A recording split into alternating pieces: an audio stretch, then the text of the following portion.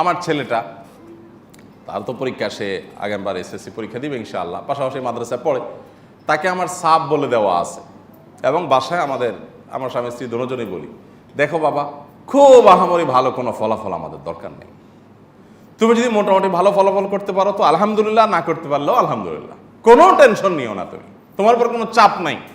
চাপ একটাই, তুমি 5 ওয়াক্ত নামাজ ওয়াক্ত মতো পড়ো, তুমি সব ভালো কাজগুলো ঠিকমতো করো, সকাল সন্ধ্যার দোয়াগুলো ঠিকমতো করো, প্রতিদিনের কোরআন তেলাওয়াতটা ঠিকমতো করো, তোমার যে গাইডলাইনগুলো আমরা দেই সেগুলো একটু মেনে চলো, পাশাপাশি তোমার পড়ালেখাটা তুমি ঠিক রাখো, পরীক্ষার আগে সিরিয়াসনেস সাথে চেষ্টা করো, পড়ালেখা করো। এরপরেও যদি তোমার পরীক্ষার ফলাফল খারাপ হয়, তুমি টেনশন ফ্রি থাকবা, এটা নিয়ে আমাদের কোনো আক্ষেপ নাই, আমরা ধুমসে রান্নাবাড়ি করে খাবো, তুমি টেনশন নিও না।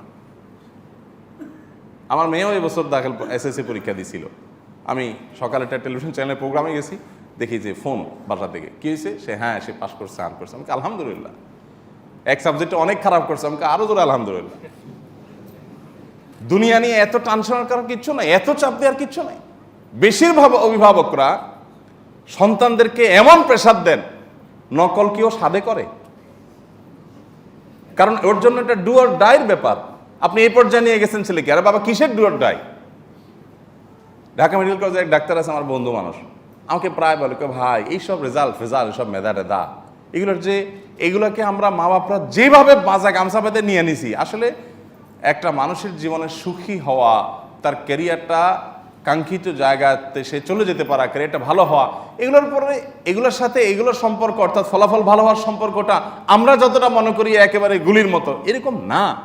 আমাদের সাথে কত ভালো মেধাবী ছাত্র ছিল, গ্রামে একই স্কুলে পড়ছি, আজকাল ওরা গ্রামের আমি ঘুরতেছে, আর আমি ঢাকা মেডিকেল কলেজের ডাক্তার। ও আমার চেয়ে ভালো ছাত্র ছিল, আমি জানি, কিন্তু আজকাল ওর কিছুই করতে পারে না, টিউশন করে কোনো রকম পেট পালতেছে, আর আমাকে আল্লাহ তাআলা অনেক ভালো জায়গা নিয়ে আসছে। আবার এমনও আছে যে আমি অনেক ভালো, আরো বড় কিছু হওয়ার প্ল্যান ছিল, কিন্তু আল্লাহ তাআলা আমাকে আরেক দিক নিয়ে আসছে। তো এগুলো সবগুলো আল্লাহ সুবহানাহু ওয়া তাআলার ফয়সালা।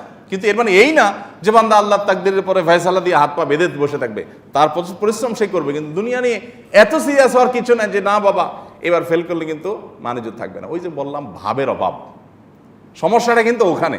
ছেলে ভালো ফলাফল করে নাই, মেয়ে ভালো ফলাফল করে নাই, এটাতে আসলে বাপ মারা তো ঝামেলার কিছু না।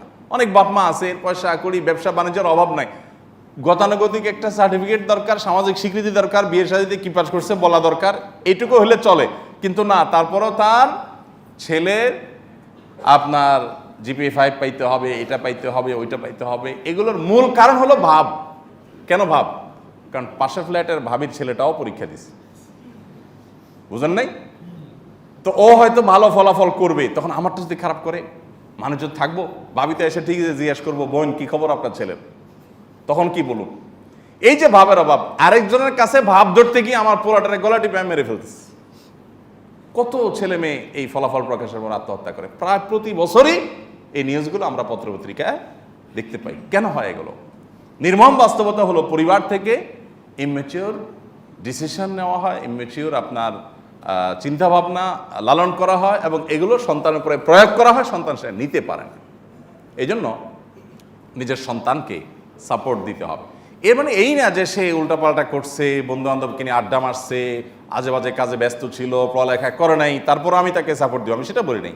তাকে আপনি শাসন করেন যে বাবা তোমার ফলাফল নিয়ে আমার আপত্তি নেই, আপত্তি হলো তোমার অ্যাটিটিউড নিয়ে, আপত্তি হলো তোমার লাইফস্টাইল নিয়ে, আপত্তি হলো তোমার সময় নষ্ট করা নিয়ে, আপত্তি হলো তোমার চেষ্টা না করা নিয়ে। তুমি চেষ্টা করছো, তোমার চেষ্টা আমি স্যাটিসফাইড, আলহামদুলিল্লাহ। আমার পরীক্ষা তুমি পাস করে গেছো, ওই মাস্টাররা রেজাল্ট কি দিবে না দিবে ওইটা আমার দেখার কোনো দরকার নাই। ওটা তুমি পাস করছো আলহামদুলিল্লাহ, না পাস করছো তাও আলহামদুলিল্লাহ, তুমি এটা নিয়ে কোনো টেনশন নিয়ে নিও। পাশের বাসার কোনো ছেলে পরীক্ষা দিছে, নিচের ফ্ল্যাটের কোনো ছেলে পরীক্ষা দিছে, তার সাথে তোমার কম্পিটিশন করতে হবে, এই অসুস্থ প্রতিযোগিতা আমার দরকার নাই। তার সাথে তোমার কম্পিটিশন হবে ফজর নামাজ নিয়ে। ওই ভাবি যদি জিজ্ঞাসা করে যে বোন আপনার ছেলের কি খবর, আমার ছেলে তো জিপিএ 5 পাইছে, জিজ্ঞাসা করবেন যে আপনার ছেলে কি ফজর নামাজ পড়ছে আজকে, আমাদের সাথে পড়ে নাই, আমার ছেলে পড়ছে আলহামদুলিল্লাহ। এটা হবে আমার ক্যান্ডিডেটের জায়গা, এটা হবে আমার কম্পিটিশনের জায়গা।